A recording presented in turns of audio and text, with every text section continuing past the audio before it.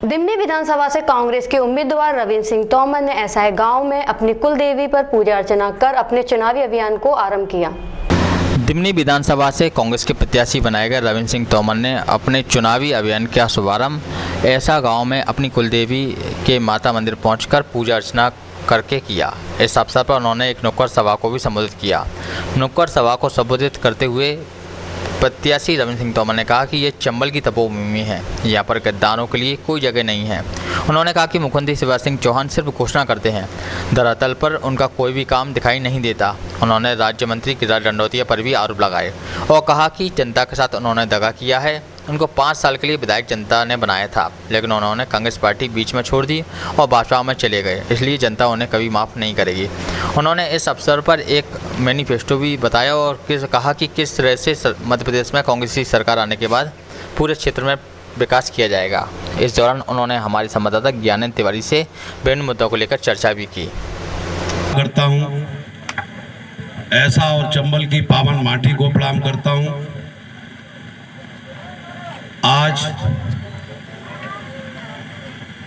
इस ऐसा गांव की नुक्कड़ सभा में मुख्य रूप से उपस्थित परम पूज्य सदानंद महाराज जी, मैं उनके चरणों को साष्टांग दंडवत करता हूं और उन्हीं की प्रेरणा से सही बात तो ये है कि पिछले टर्म में मैंने ये विचार किया था कि सामाजिक कार्य में ही लगना चाहिए, क्योंकि 2 चुनाव अपने करीब से गए, एक बार 250 वोट से, एक बार 1100 वोट से।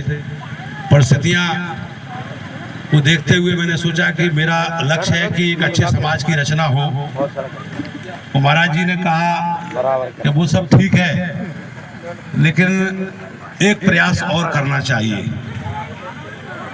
तो उनके आदेश को हमने माना और क्षेत्र में भी मैंने पूछा लोगों से, बुजुर्गों से, तो उनकी भी यही इच्छा थी कि रविंद्र सिंह एक बार मैदान में आए।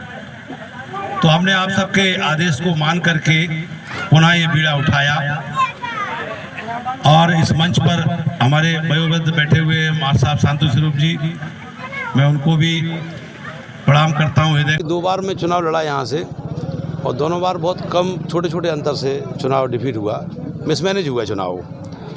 तो जनता के मन में वो पीड़ा भी है कि रविंद्र सिंह को एक बार हमें जिताना है। दूसरी बात, इस बार बहुत अच्छा काम ये हुआ जिसकी जनता को बहुत खुशी है। लोकतंत्र में पहली बार ऐसा हुआ कि जनता के सर्वे के आधार पर टिकट किसी महान व्यक्ति ने, राजा साहब ने, हमारे कमलनाथ जी ने, उनकी टीम ने ये निर्णय लिया, जो कहा वही किया। शुरू में उन्होंने एक बात कह दी थी कि अगर मेरा नाम भी सर्वे में नहीं आएगा तो मैं टिकट नहीं दूंगा, सर्वे में आएगा तो मैं पक्का दूंगा, चाहे वो मेरा बिल्कुल समर्थन में ना हो। तो ऐसी स्थिति में जब उन्होंने टिकट दिया है तो जी जनता ऐसा मान रही है कि ये टिकट हमारा है, जनता का टिकट है।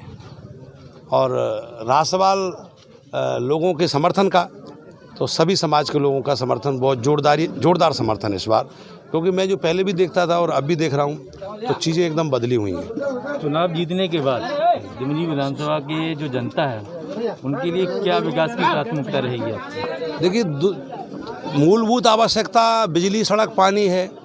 बिजली, सड़क, पानी, हमारे कई गांव ऐसे हैं इस क्षेत्र में जो सड़क मार्ग से नहीं जुड़े हैं, बिजली नहीं है वहाँ पर। और स्वास्थ्य सेवाएं हमारे यहाँ पूरी तरह से ध्वस्त हैं। प्राथमिक स्वास्थ्य केंद्र अम्बा हो, पोरसा हो, खड़ियाहार हो, दिमनी हो, स्वास्थ्य केंद्र तो बने हैं लेकिन ना उसमें डॉक्टर है ना दवा है। तो लोग जब बीमार होते हैं तो उनके लिए हमें बड़ा संकट है, या तो वो मुरैना जाएं या ग्वालियर जाएं। तो स्वास्थ्य सेवाओं को भी सुदृढ़ करना जरूरी है। शिक्षा एक बड़ी प्राथमिकता है। शिक्षा के क्षेत्र में हमारा क्षेत्र पीछे चल रहा है, क्योंकि हमारे यहाँ बालिकाओं के लिए कोई विद्यालय नहीं है, इस तरह की कोई सुविधा